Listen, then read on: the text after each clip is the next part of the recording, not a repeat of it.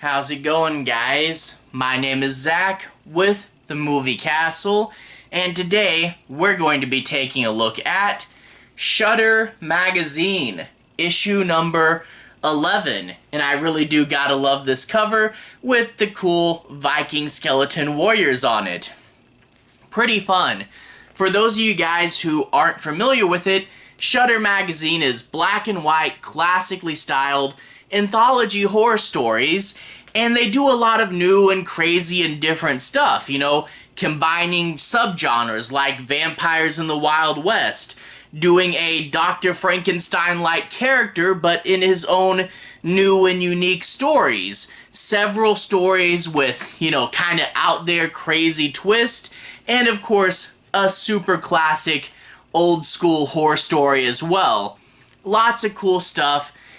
This book is the sister magazine of Vampiress Carmilla, and it used to be known as the Creeps. So if you like either of those other two magazines, definitely check this out. Good old school horror comics.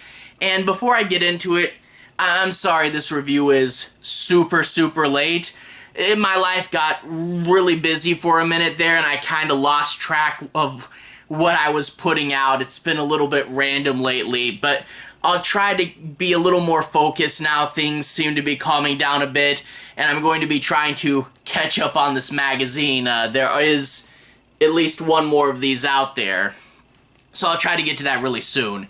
Anyway, without further ado, let's go ahead and switch to the close-up camera.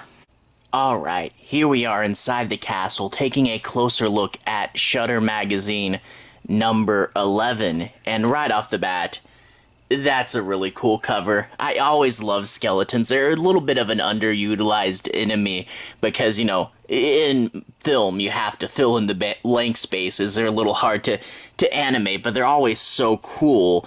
And we get that these are from the story Bone Island, and I really gotta love all the colors and the stroke marks. It's a really cool cover. Anyway, go ahead and crack this open. We have on the inside Auntie Fearsome's Fables, and she's going to be talking about the boogeymen.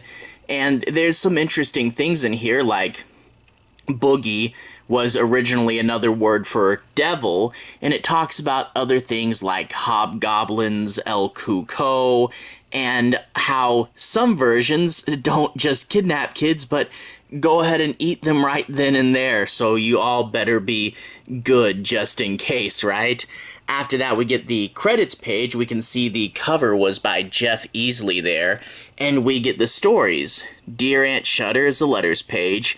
2.5 zombies, not men, zombies. Boneland, Saddle Vamps, a western one.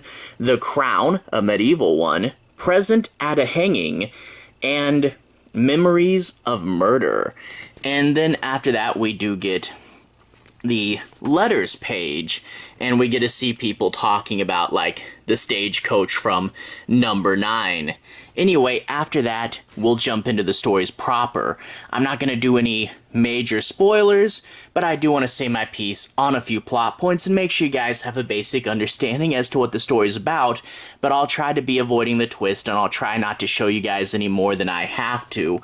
Anyway, we see a woman running from some zombies there, 3 of them, when her husband saves her, and it turns out that this is set in Brazil a little bit after their abolishment of slavery, and the husband just wanted the zombies to use on his farm, and that he actually put his wife in danger just so that he could capture them. So yeah, we're looking at a pretty big jerk right here, and he's going to try to get the voodoo priest to give him some control over the zombies. Overall, an interesting evil scheme, and you know that it's all gonna turn on its head. And, classic anthology horror, just waiting for this huge jerk to get it, and a fun sort of twist and idea and a unique setting, It's a fun zombie story, but with a different take on it, After that, we have Bone Island, and we get Aunt Shudder up there with her horns on, and this is going to be the one that the cover painting from the front comes from, and we see that there are these Vikings that continually raid this village, and the village is suffering for it, so they get a few people out there in a boat with this witch, and the witch is going to sink the Viking ship and save the day. However, it's never that easy, is it? Because when they ask for the payment, they're going to say, well, you're a witch, and we're not going to pay you, and they throw her in the water too. That's not a good idea. Again, the comeuppance will be coming when 1 year later, a mysterious woman watches the village from afar. Overall, a fun way to reincorporate the skeletons. You, again, know something's going to go downhill. You always have to pay the piper if you're going into some deal like that. And it's a fun, pretty cool story. After that, we do have Saddle Vamps, and we get to see this gang of cowboy vampires wandering into town. Hey, do you want a drink? No, not alcohol. We want some blood. So these vampires are going to be terrorizing this town every single night, when eventually two historical figures, Doc Holliday and Wyatt Earp, will show up, and they're going to be working on ridding this town of a vampire menace. Always fun to play with real historical figures in a fictional setting, but also, this has one of those little, sort of OCD vampire rule moments. You know how, like, when you always think about, you know, all the ins and outs and technicalities of a vampire, you start to wonder about, like, can they do this, can they do that? And they really have to study the vampire to try to find some weakness, and it's an interesting idea. After that, another pretty interesting one, The Crown.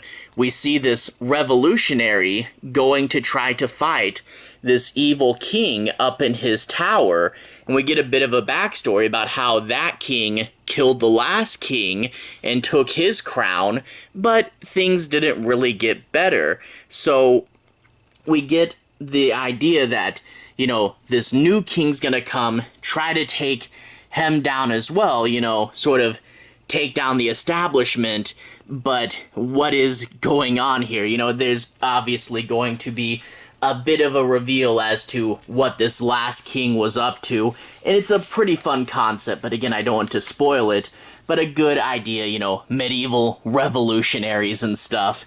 Anyway, after that is Present at a Hanging, and this is the decrepit classic from Ambrose Bierce from 1888. So, like a century and a half ago.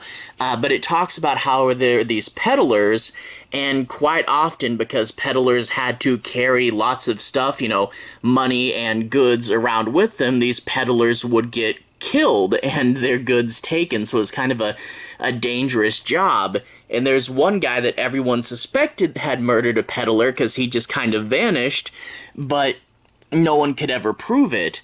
Then you get one day this priest coming to the bridge near the guy's house, and he's going to see a mysterious peddler figure just standing on the rail of the bridge, and he's going to be acting very, very strange. It's a very good classic ghost story. I thought I saw a man, but that couldn't be. What was going on there? And a fun little reveal, but I really do love, you know, these old stories. You know, this is Ambrose Bierce, and they do, I think, like Algernon Blackwood has had a few in here, but you really do see all these ghost tropes had an origin somewhere, and they're just so absolutely wonderfully classic. You really gotta love them there.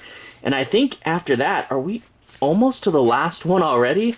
These books always fly by. You're like, I got 6 whole stories in here, and the next thing I know, I'm talking about the final one. But I'm a little behind and need to get caught up anyway. So this one is Memories of Murder. And we get this new scientist, and it's not Dr. Frankenstein. They give him a different name, but he is trying to make his own monster, but all the parts are rotten in the graves, and his professor says, you have to be patient. Well, maybe I can't be patient. Maybe I need to start killing people to ensure that I get the right organs as fresh as I can. So he starts with his tutor, and he's using electricity to preserve the brain, and then he's going to go on a hunt and look for all the people with the best body parts.